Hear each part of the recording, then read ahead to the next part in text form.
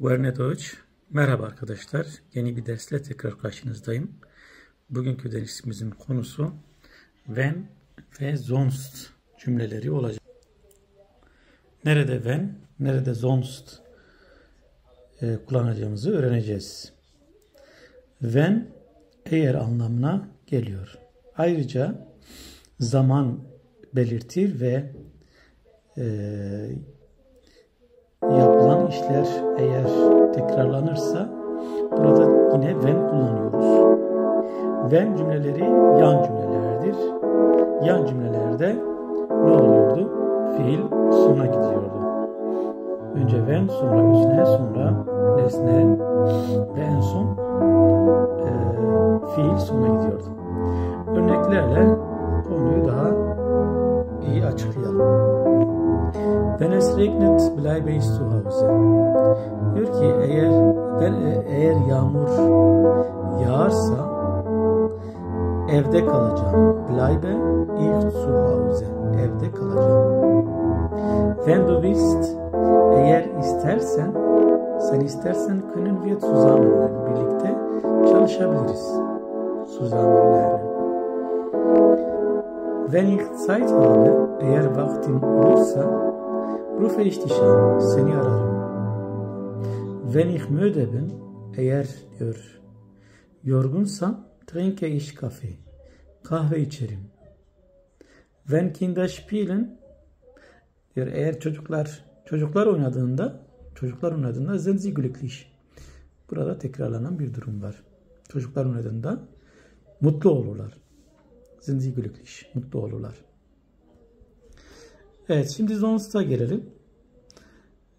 Sonst ve wenn cümleleri karıştırılan cümlelerdir. Şimdi sonst aksi takdirde anlamına geliyor. Sonst cümlelerinde Hauptsatz'tan sonra sonst gelir, sonra fiil gelir. Bunu unutmayalım. When'de fiil sona gidiyor.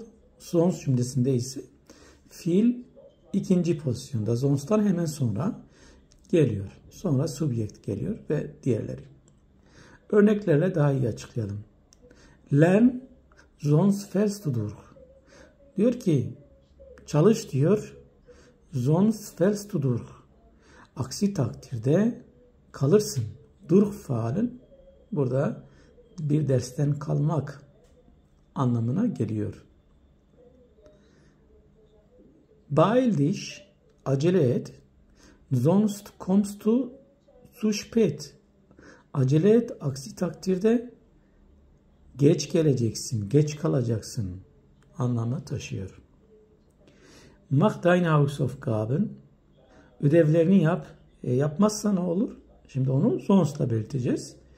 Aksi takdirde sonst darfst du nicht fernsehen. Aksi takdirde televizyon izleyemezsin. Darf, dürfen. Model verb bir şeye izinli olmak anlamı taşıyor. Sich dich warm an. Anziehen burada giyinmek anlamına geliyor. Anziehen. Sıcak giyin diyor. Sıcak giymezse ne olur? Sonst aksi takdirde erkältst du dich. Aksi takdirde soğuk alırsın. Evet.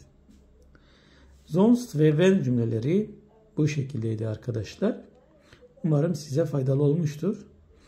Eğer bir şeyler öğrendiyseniz bu videoyu beğenmeyi, yorum yazmayı ve beni takip etmeyi unutmayın. Bir son tekrar karşınızda olmayı ümit ediyorum. Kendinize iyi bakın. Hoşça kalın.